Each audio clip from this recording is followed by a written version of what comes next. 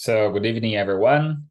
Welcome to this series of talks organized by the Institute of Computing here at the University of Campinas, the Artificial Intelligence Lab, Recode AI, also here at the Institute of Campinas, and the Catholic University of Rio de Janeiro, PUC-Rio, through its Department of Informatics. This series happens under the name of Conexão Rio Campinas or Rio Campinas Connection.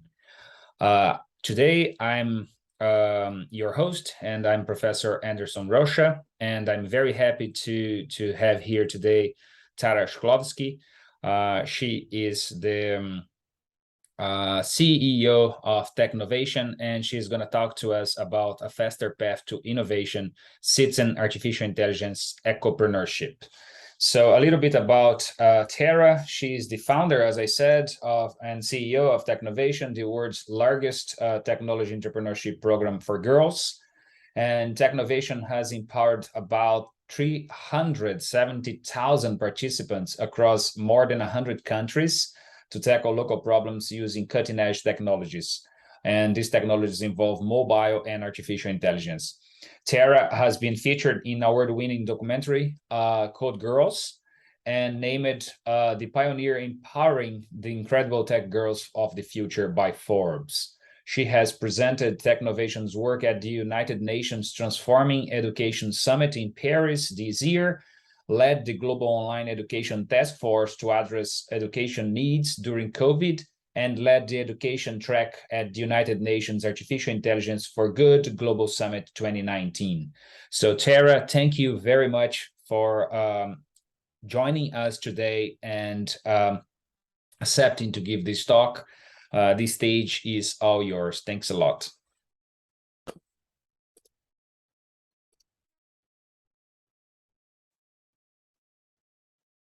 I will share my screen. And I have a video as well, so I will make sure. And please feel free to stop me at any time and ask questions, because I hope this is not a one-way talk. But thank you everyone for joining. As Anderson said, I am the founder and CEO of a nonprofit called Technovation, and our mission is to empower underrepresented communities to tackle big problems with the most powerful tools that we have. And over the past 16 years, we've learned a lot about how do you pick the right problem to work on? How do you have the biggest impact? And I wanted to share some of what we've learned. So as I mentioned, Technovation is a nonprofit. We have been working in Brazil actually for 10 years. And we just submitted a proposal to work with it to even more deeply, which is exciting. And we've been working in about 120 countries and have learned a lot about the kinds of problems people face and how they're using technology in very innovative ways. And so what I'm sharing now is actually coming out from lots of different diverse perspectives on problem identification, but of course also solving them. And when I'll share a little bit about my own journey finding the right problem to work on. So I was trained as an aerospace engineer, actually. And I was in a PhD program studying the physics of bird flight, and I did an internship at a company that I really wanted to work on as a kid, and decided that actually what I had envisioned as a child was very different from what I was experiencing, what I cared about as an adult. And so it was a process of kind of stepping back and looking at the world, looking at some big problems, and then looking at my own strengths and seeing how I could make a difference. And so the data was coming up with like basic inequalities, lack of justice, and an unfairness on the kinds of opportunities that are available to you because you're born in a particular area or you're born in a particular family. And in today's day and age, that feels unfair, that your life should be shaped by where you were born. And so that's how I started Iridescent, which is now called Technovation. and slowly doing a lot of work, collecting a lot of data on what's working, what's not working, we finally narrowed down on supporting girls. And 16 years ago, there was less data around the impact of girls' education, but now you can see that it's an extremely cross-cutting solution. So if you had $1 or a little bit of money to invest and you had to choose which is the problem that you should invest it in, girls' education is the problem that can have the biggest impact. And the reason is that investing in girls strengthens the economy because there's a lot of data to show how their earning power increases. GDP for some countries can even increase up by 30%. Educating girls also results in healthier outcomes because they themselves are healthy. And more recently, more and more evidence is showing that when you educate girls and women, their communities are much more stable. They can recover from shocks like the pandemic or conflict.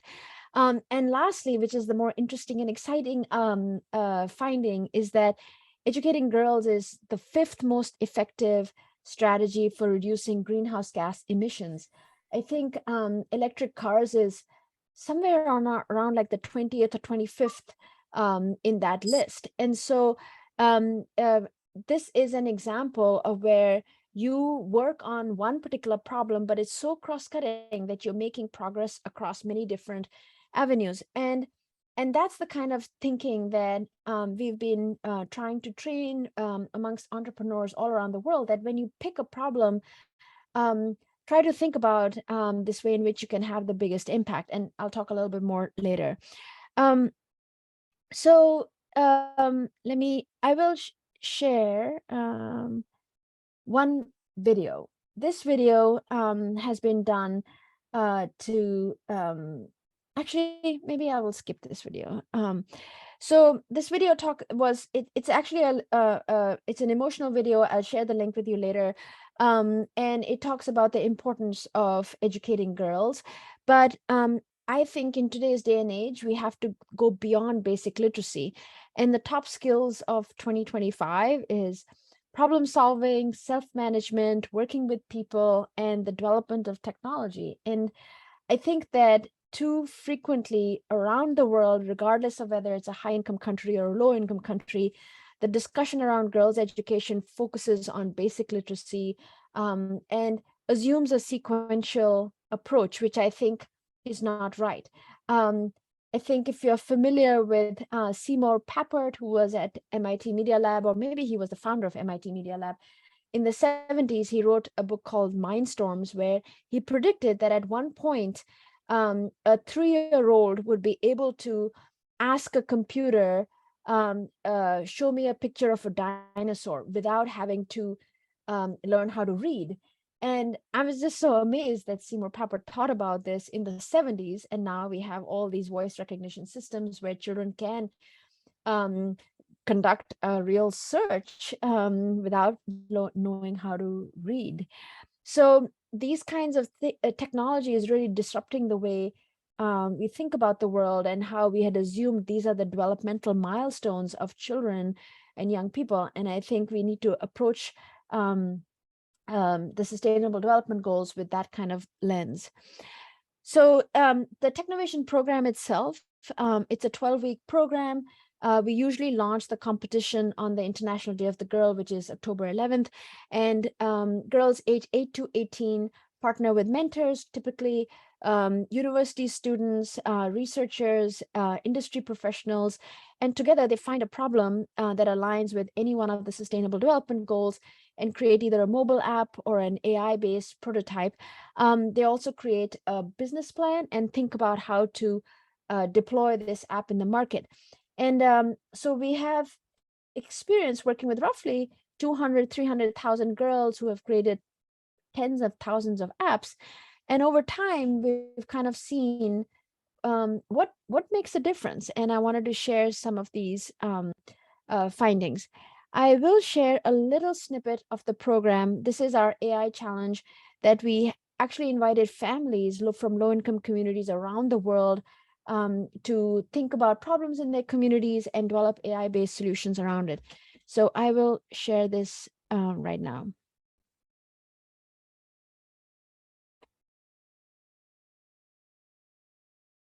Let me see if it's not working.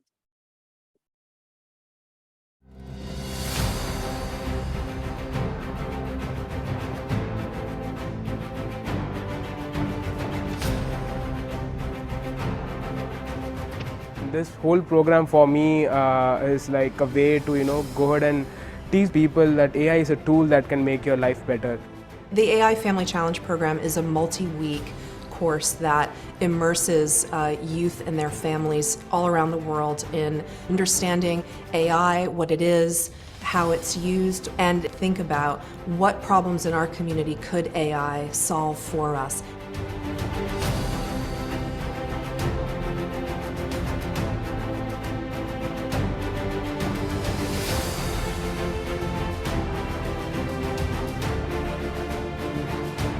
The more artificial intelligence, the more impact we can make on the community.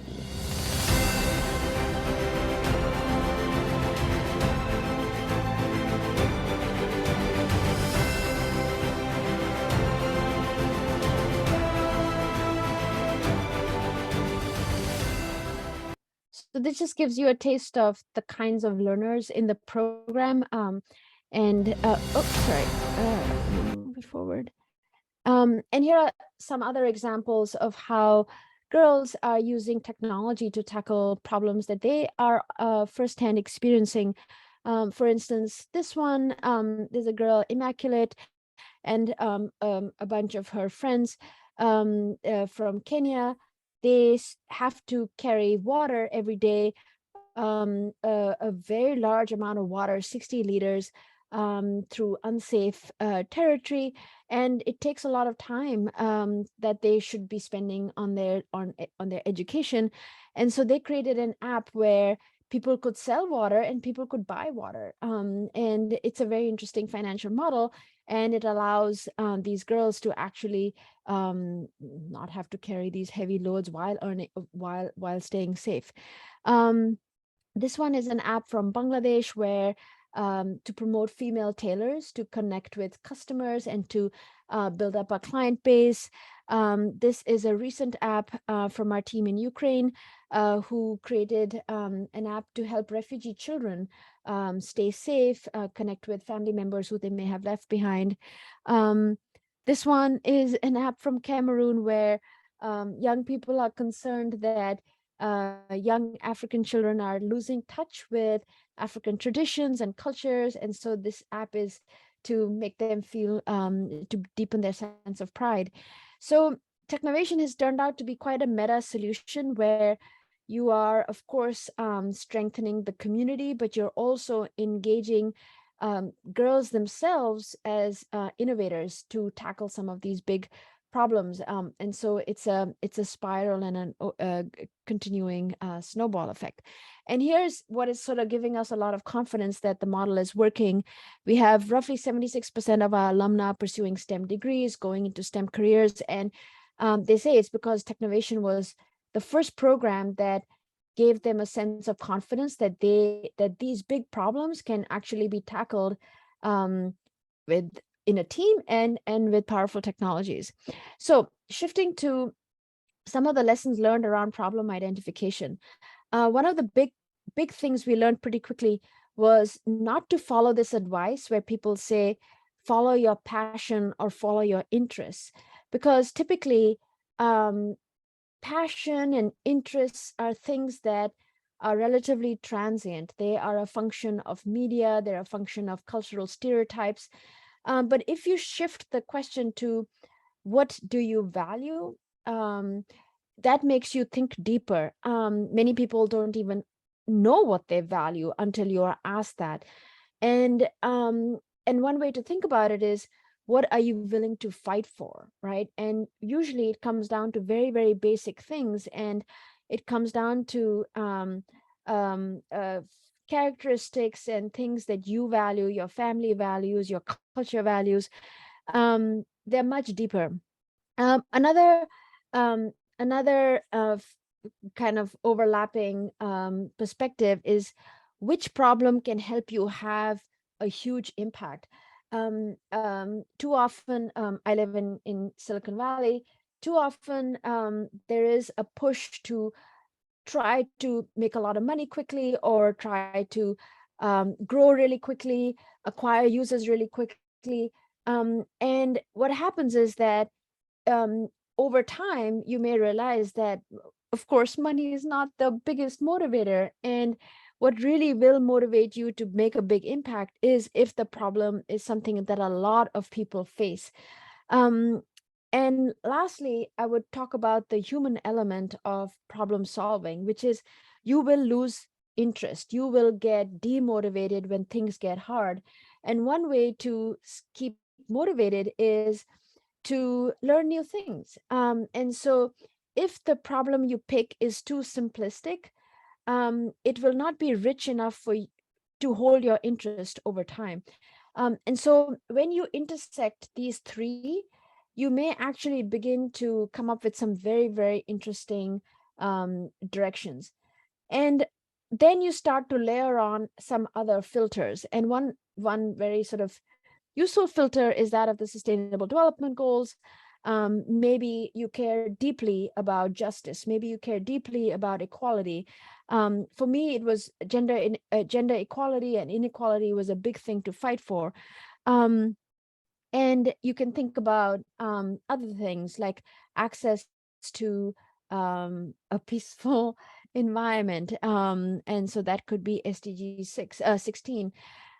So there are many different ways of looking at those. This as ranked from 1 to 17 can be one way of looking at it. Another way of looking at it is in these categories. This was a paper written in Nature last year, and I kind of like it because it talks about it can help you align a little bit more quickly. And it's also in some sense ranked by complexity as well. So for instance, 13, 14, 15 are around the environment, planetary integrity, 2, 6, 7, 12 around material needs of people. And then of course there are a bunch of SDGs that are around people, prosperity, and peace. So this is another framing that you can use to try to figure out what problem do you want to tackle.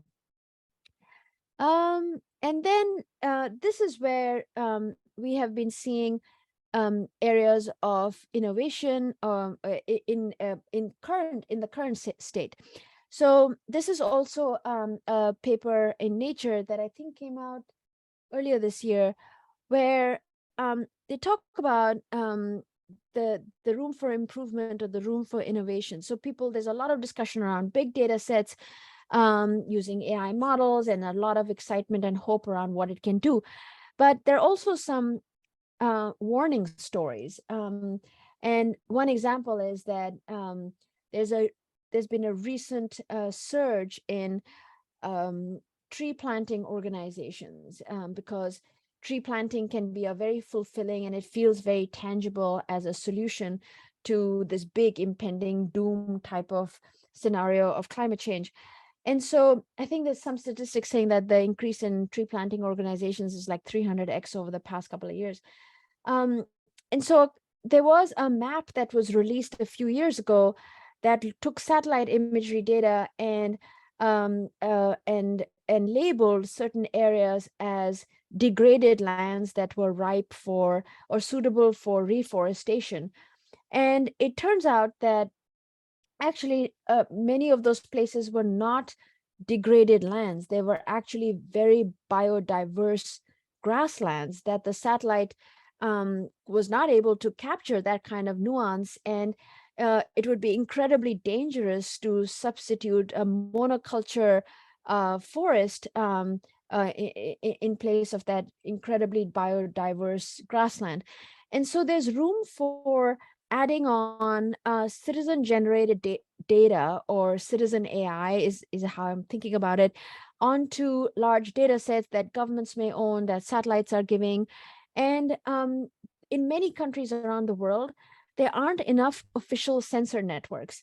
And so there may be room for low cost, large scale networks, IoT, or some degree of mobile data collection that can be layered onto large data sets to come up with more effective, more accurate predictive models. And I think this could be an area of great innovation.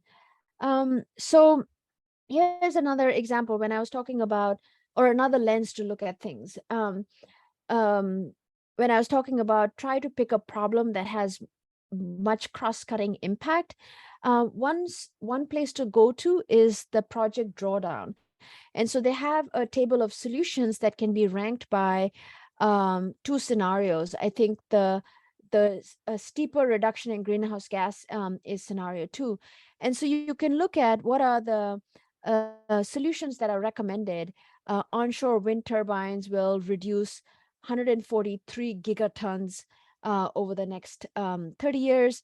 Photovoltaics, not eating meat will get you to 100 gigatons reduction, not wasting food. And then educating girls actually is right up there. It's number 7. And so this is another frame you can use to try to pick a problem that may have multiple impacts that you can have with your approach. And then lastly, I would say once you have picked your problem and you're thinking about what to build, we have found that if your app or your solution has the following features, it's going to be pretty incredible. And I know there's a big push towards minimum viable prototype. I mean, you want to get something out quickly, but you do want to think about this end case of, will someone pay for this product or this information? And that someone doesn't necessarily have to be the customer. It could be a government, it could be a nonprofit, it could be a funder, it could be a donor. But is this worth paying for? And then if it's not, then I think you have to go back and sort of look at what is the problem that you're tackling. Maybe it's not big enough. So here are some of the features that would make the solution very, very innovative.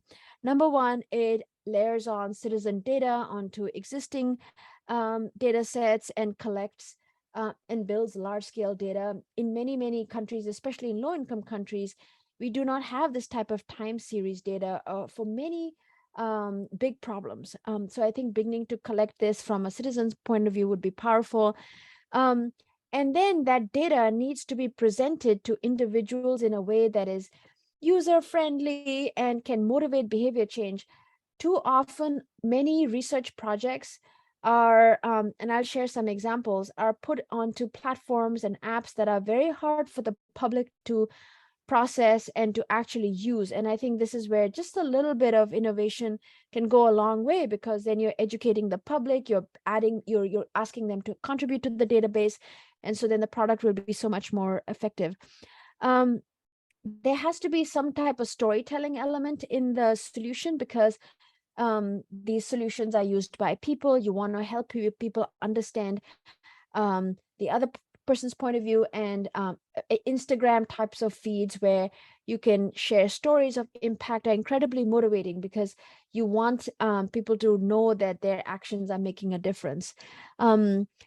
A very hard part is to figure out what to track, and then how to track it.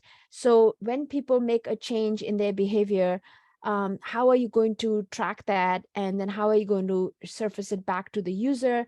But if you're able to figure that out, I'm sure that somebody will pay for it, and then this becomes financially viable. So these are just some frameworks that can help you think about meaningful problems and innovative ways of looking at it. And I will end with 3 examples. So this is a very interesting app and platform. It's called Land PKS. I think it's called a Land Potential Knowledge Survey or something like that.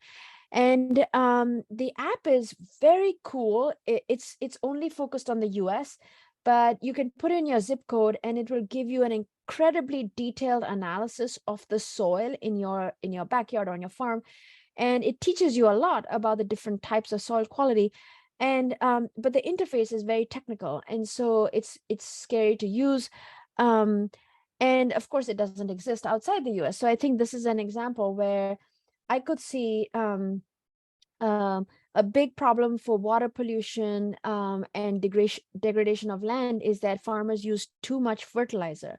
And so this could be an interesting way where you are measuring soil quality and then showing back to the farmer that you're using too much fertilizer and you should reduce that. So the financial value that you bring back to the farmer is that you don't have to spend so much on the fertilizer, and you are making sure that the land and water quality is not harmed long term. This is another example. IUCN is the International Union of Conservation, I think, or but it's a database of plants and animals that are close to extinction, that are vulnerable, highly endangered, and you can draw a circle around your map wherever you are located, and you can see which are the plants and animals that are highly endangered in your location. But that only works on the website. And then you go to a very detailed page where it talks about when was the last animal sighted, and what are the conservation actions needed to be taken. But they're in a very again, like they're written by scientists, so the information is solid, but it's not accessible to the public. And I think to raise awareness, to really catalyze mobilization of actions, you need to involve the public. So there's room for an app that can of course firstly make this information much more user friendly, but secondly use some degree of image recognition to be able to tell you whether what you cited was what is endangered, or if it's invasive, and then of course what type of action to take. And lastly, I'll share is like, this is another example of it's a pollution map, but as you can see, the data is not there. It's there in this is a global pollution map for water. And of course, so many places on the map don't have that data. And this could be a place where you use low-cost water sensors to measure the nitrogen or oxygen levels in the water, and then provide actionable feedback to different types of users, but primarily for agricultural purposes. So I will, those were some examples. I will end with one short video, and then I would love to answer any questions. So here's my video.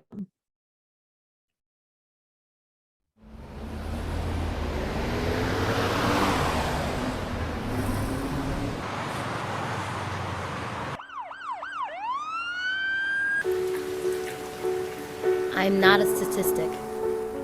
I am not a Barbie girl. I am not afraid to fail. The air quality in certain areas. I am a steward of my community. Proposing that we create an app to help the community. I am hope for my generation. I am a role model. I am guided by my aspirations. I am driven by my imperfections. I am defined by my perseverance. I will innovate. I will lead. I will inspire. What will you do? All right. So that was what I have. And yeah, if there's any questions, I would love to answer, go deeper into anything. So. Excellent. Thanks a lot. Let me just put myself on the spotlight as well. Let me see, how do I do that? Awesome. Now we are side by side. So thanks a lot, Sarah, for the excellent talk, and also motivational talk. When I see actions like this, they encourage me to wake up every day and continue doing science and trying to motivate other people and develop solutions to the problems that we have. And we know that independent of the place that you are, we have lots of problems to solve, right? So I would like to conduct this with an open discussion. So if anyone would like to bring about some discussion, question, please type in the chat. While you prepare yourselves to put your questions on the chat, I will ask some that I already have. And this talk today is very timely, because just this week we got the very good news of a donation to the Institute of Computing of 3.7 million to encourage girls to come to computer science and computer engineering. So that's congratulations. Yeah, that's very good. It was a donation from Qualcomm, the company in IoT. So I loved the mention of the paper by Papert, Mindstorms, the book actually. The book. And it's quite interesting that like 5 decades ago, he was able to anticipate that kind of action. I have some provocations for you. Recently, I came about to see a very nice series of the MIT Technology Review series called AI Colonization. So in this series written by Karen Hall, she's going to be one of our speakers in a few months. She says that it's very important that we try to include people in terms of technology and bringing them to help us solve big problems. But, and here's the problem, many companies, they are doing that in the wrong way. And one example, women normally will be the most affected in this case, and the poor. So if you have a data annotation tool, you are gonna open the option for people to enroll as data annotators, and these companies pay, they don't pay well, and they use the possibility that the women are like trapped in their homes. So they use this situation to explore the women. They are also doing that with poor people in some countries.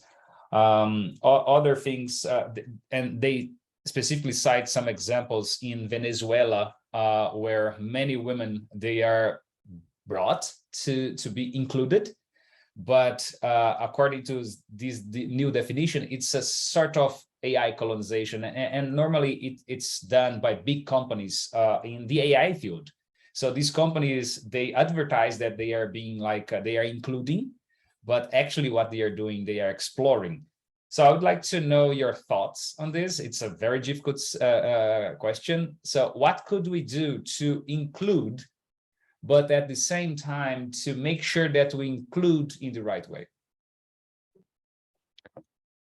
Yeah, and I think to me, it's like maybe the word is even too weak. Like, why just include, right? Like, and I think it's coming a little bit too late, where they're being included just because they want to share their perspective, and then they're told to go on their own way, or just to contribute at a very basic level. And so we do not at all support that. And I think for us, it is about long-term capacity building very early on with younger girls. So you're giving them the skills to actually create that AI. So why should it just be that the more powerful people are creating it, and others are just including certain peripheral points of view? So I think we are working on something completely different, where we say these communities and groups need to be given the tools by which they can build their own AIs for their own, and own technologies for what they see, which is a much bigger task. It's a much bigger investment. It takes many years to build capacity, technical capacity in the community. And I think companies are probably coming around to understanding that diversity in their workforce is not something quick to be fixed, but it needs many years of investment. So the STEM engineering industry in the US has much more experience dealing with diversity. The biotech space, the medical health space has much more experience dealing with diversity. And they recognize that it takes many years, and you have to build these partnerships where you're investing in the education system, so that you're building the skills of the future. But yeah, I know that there are some organizations that claim that this type of work provides a step up in income, but I think those are dead-end jobs, because you're not providing them with the tools by which they can get out of that. And so I don't think we should even think about, and I would change the word include, like, why is just including? We don't talk about including men in the, because it's more about go build it, go do it yourself, right? Like, so it's a very different message, but it's a weaker message we give to communities, underserved communities and women. You're like, oh, we need to include you, we need to help you. I don't think we need to have those types of words. Very good. I have a comment here from Aurea. She works at Record AI. Certainly empowering women and inspiring them within the world of computing technology also makes them stronger against cultural male chauvinism of many regions. That's very good point. Tara, you mentioned that you have some projects going on with Brazil. So I'd like to ask you a little bit more about those projects. That's the first question. And the second, how can we at Record AI partner with Technovation to help you foster this incredible project that you have? Yeah, so as I mentioned, we've been working in Brazil for 10 years now. We have chapter ambassadors. These are incredible community leaders who either are at organizations or are on their own, and they volunteer to recruit girls, connect them with mentors. I think in Canada is a great example where we work very closely with universities to bring in local girls to come to the university to participate in the Technovation curriculum, and the university students mentor them. So that could be something very, very, very awesome to pilot with your university. And then finally, this coming couple of years, I think we're going to really focus on raising the complete bar for the girls, because historically what we have seen is the technical quality of most of the apps is low. And the reason is because these problems are so big, they're highly technical, they require a lot of in-depth knowledge of that problem. Like, you can't go around and say, oh, I'm going to tackle hunger, right? Like, these are massive problems. And so we need to work more closely with researchers and scientists who can create some sort of a system map for young people to say, okay, you know what? I came across this very interesting statistic. It may need to be checked, but it says like we about 800 million people go hungry. Is it every year, or I may get that day wrong, but we waste enough food to feed 2 billion people. And so when you present it that way, it shows you that it's a distribution problem. And because it's a perishable good, there's a real logistics problem rather than something else. So I think the way you present data for a particular problem, the way you direct and say, here are some focal areas for innovation, that kind of understanding only comes from experts and scientists. And so we would love to start bringing in more scientists who are interested in particular tracks, particular problems, and they can say our expertise area is this. And so girls who are working on that problem can match. We have a platform where you can match. And so the girls are much more likely to come up with more innovative apps because they have that technical guidance. So this would be something that we would love to explore, because so many girls create AI-based solutions. So we will launch the new season on October 11th, and we would love to offer to do a training with you all and to see who are the girls locally and start to actually run a Technovation chapter in your university. That's very good. We have lots of girls here as well that would love to help, and of course many men would love to help, because we need to stop dividing this way. It Yep, would be good to absolutely.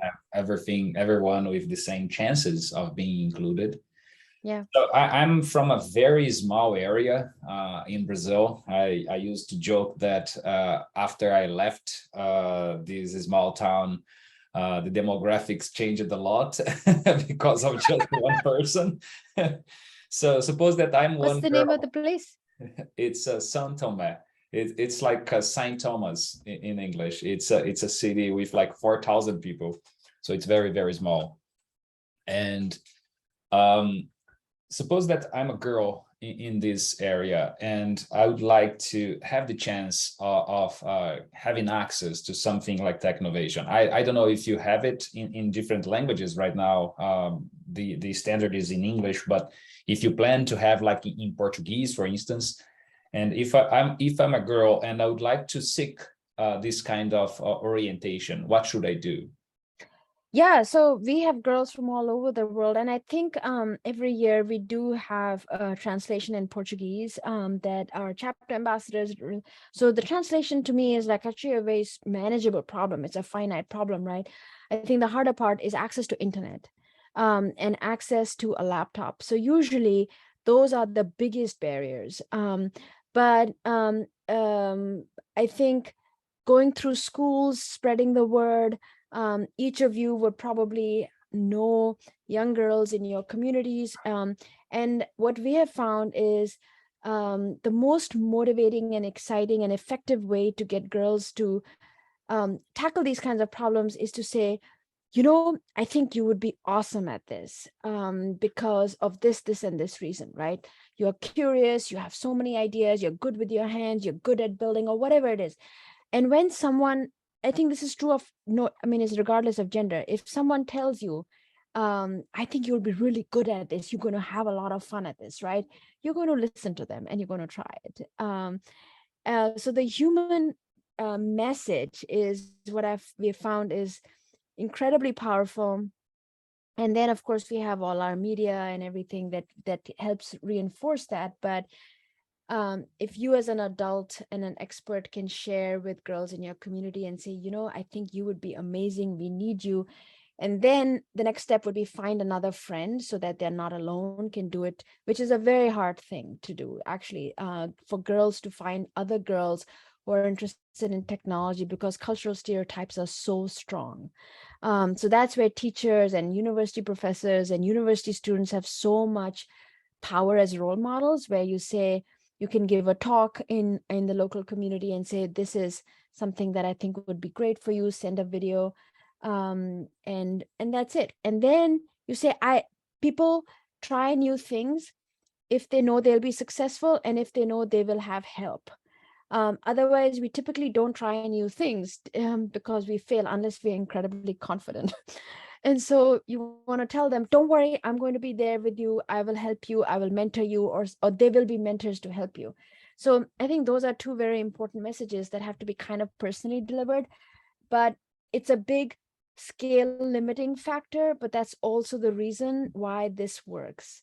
Because of the people. Too often people think that, oh, if we put a video online, it'll go viral and it'll have huge impact. It doesn't have huge impact because we are drowning in content that doesn't really move us. And I think working with one another is the main thing that changes our attitudes and our skills.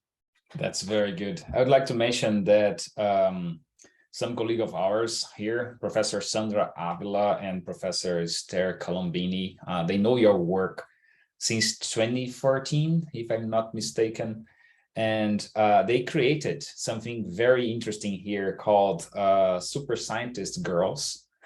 So every year we receive here at the Institute of Computing and also at Unicamp girls from like a fundamental school, elementary school, and also in the first or second year of the after fundamental school, trying to show them the importance of science, not only computer science and computer engineer, but science in general. Absolutely.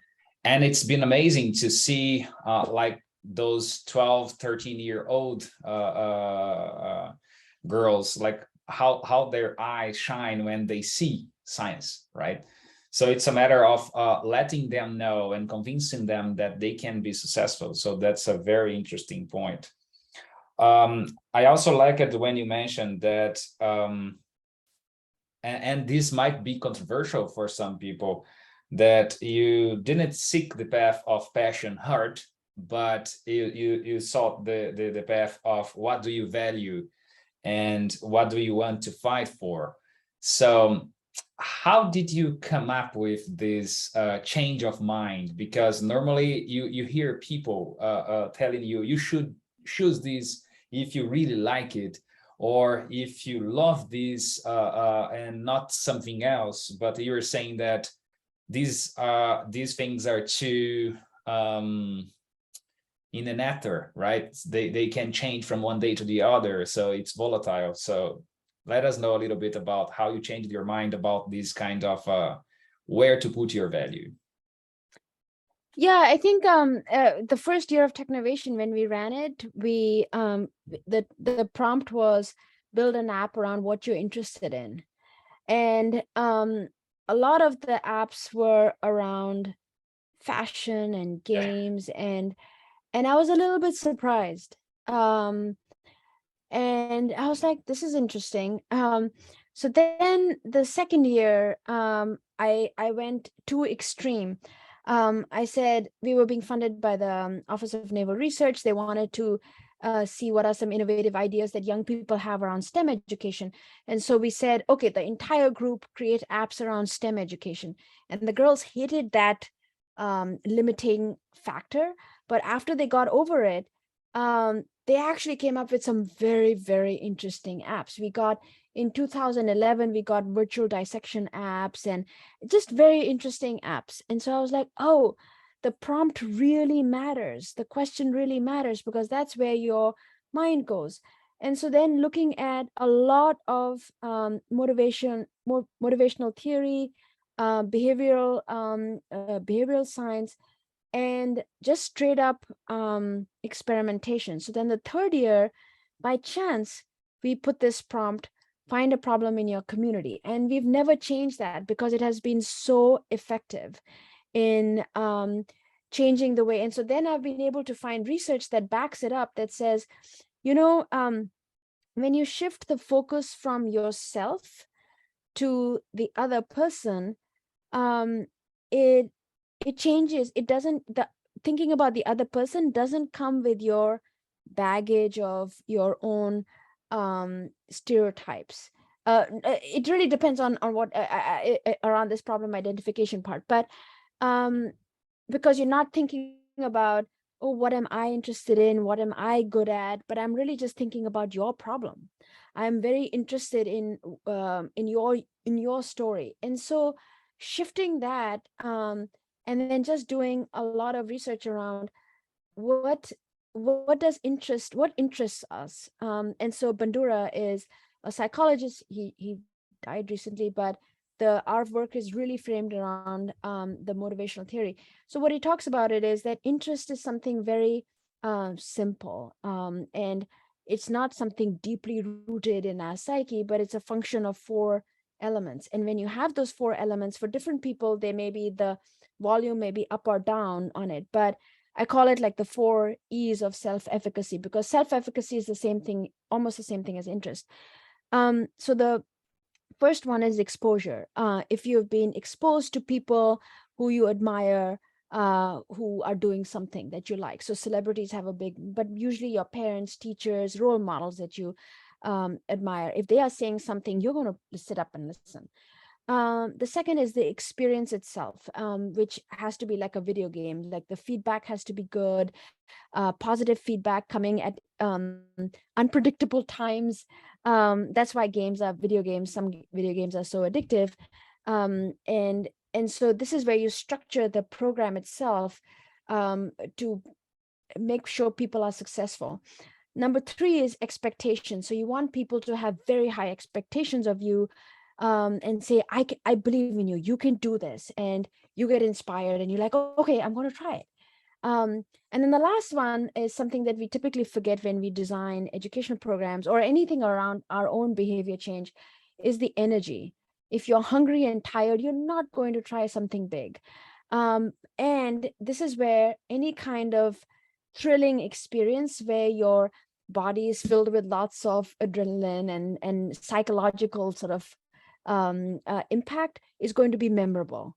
And so that's why just online learning and following courses is not going to have you have that experience and drama as going on stage, being in a competition and having the community cheer for you and have like your palms are sweaty because you're tense, and then you do something really scary that you didn't think you could do, and then you do it, right? And so if you do it, that's when the whole Technovation experience is so unforgettable. That's why it has such a long-term impact on girls' attitudes and trajectories. So when you have these 4 elements, and I would encourage you, I'm curious, like, think about what got you interested in your particular path, and you'll realize it's like actually it's this formula. It's some element of all 4 of these. For me, it was my parents, incredible drivers that helped me go through these experiences that kept building my confidence little by little by little, right? And then you keep trying bigger and bigger and more risky things.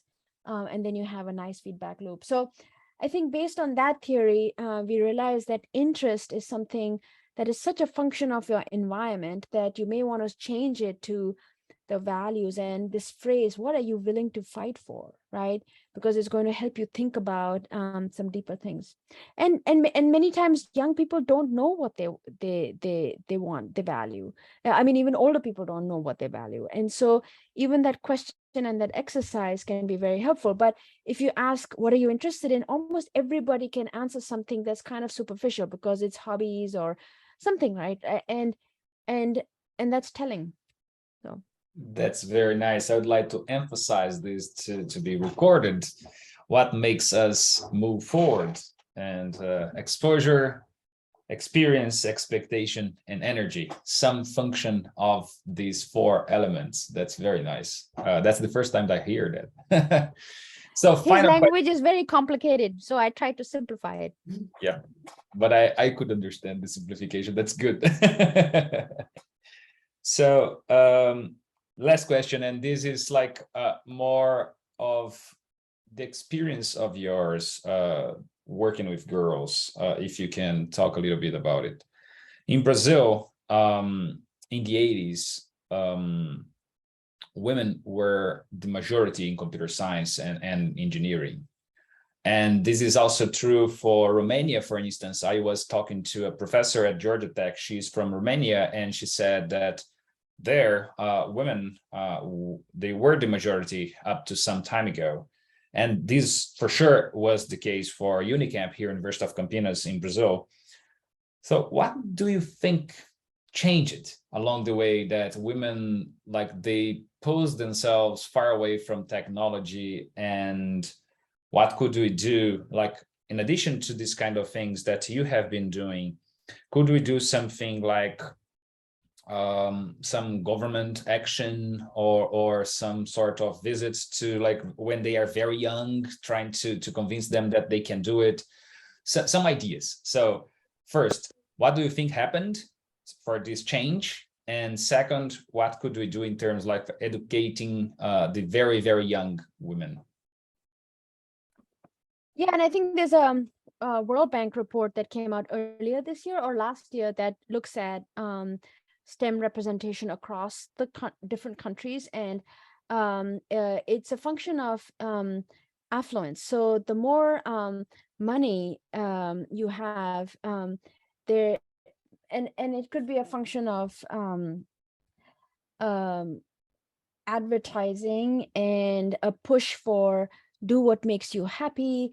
And a lot of the STEM sort of training is actually hard, right? And so it's not, it goes against this, do what makes you happy, follow your heart. So there's quite a bit of research to show that as wealth increases, the number of women drops down because you have different options and things like that. I think I'm from India. I think the physics class that I went to, we had 50-50 girls and men. I think one statistic that kind of falls through the cracks is because one statistic or one number itself doesn't tell the picture, right? I think I find too many people looking into like, well, we had so many girls in college, like what happened to them? But I'm like, look at the full pipeline, right? Like number of women in the workforce, number of women in leadership positions, right? And that number has never been high. It's never been high anywhere. And I think that tells you the bigger picture, because what happened to those girls who were in college and then they went into the workforce, they were not supported, there were all of these challenges. So they're not, you don't have role models. And so this is really the case in India, where I think the percentage of women in the workforce in India is lower than in Saudi Arabia, and that number is dropping, right? But the number of women in electrical engineering and computer science is actually quite high, but they're not going into the workforce, they're not going into leadership positions. So I think the number to really look at is the Gender Inequality Index. And it tells you the full picture of not just the number of girls in ICT. I think there's a lot of girls in primary and secondary school, they do better than boys, but they're not being supported by their families, their cultures to go out and innovate and to lead. So I think you're seeing very big jumps in the university area, but I think it's indicative of gender inequality being a bigger problem. But the good news is that we have so much research now to show what works. And it's not what people want to hear. It's a set of 10 things that you have to do over a bunch of years and have the patience. And so it's not as simple as going and talking to the little girl, because guess what? It'll be stamped out of her by media messages over the next 20 years. So you actually have to build a platform that's going to support women for many years. And it doesn't cost that much money. It's just that we have in our mind that I wish I could do something simple. And so when you're given a list of 10 things to do, you're like, I can't handle that, but you can. You can. We solve very complex problems all the time, right? And so it's more a mindset of, let's think about improving. And Carnegie Mellon is an incredible example, right? They moved their numbers from, I forget, like 10 to 15% to above 51% now in computer science, because they followed this list of very basic things: role models, supportive, like almost the 4 E's to self-efficacy. You can break them down into more checklists, and just go do boom, boom, boom, boom, boom, and say, okay, we're going to dedicate maybe 20 years to this, but that'll really move the needle. Awesome points. Where could I find more information about these 10 points? So there's a great book to read. So Carnegie Mellon asked Jane Margolis and Alan, I forget his last name, to study the problem at CMU and to come up with recommendations. And so they wrote a book. It's published by MIT Press, called Unlocking the Clubhouse. It's a fantastic book. And then but it's old. Much research has been done since then. Melinda Gates's organization Pivotal Ventures released a report called Rebooting Representation in the US, but the recommendations are the same across the world, and it's a gender inclusion checklist, and then for women of color, and then the World Bank report that I was mentioning, it's by Alicia Hammond. I think it's called the Equality Equation. Again, has a bunch of checklists that can be incorporated. So yeah, I think it can totally be done. It needs slightly long-term vision and planning, but can be done. Awesome points. And I would like to close this with a big thanks to you and to the people that stayed with us up to now. Very interesting and inspiring talk. Tara, I hope to have the chance to talk to you again soon. Thanks a lot. Absolutely. It was my pleasure. Thanks for the great questions. And thank you to everyone for staying. Thank you. Bye-bye. Take care. Take care.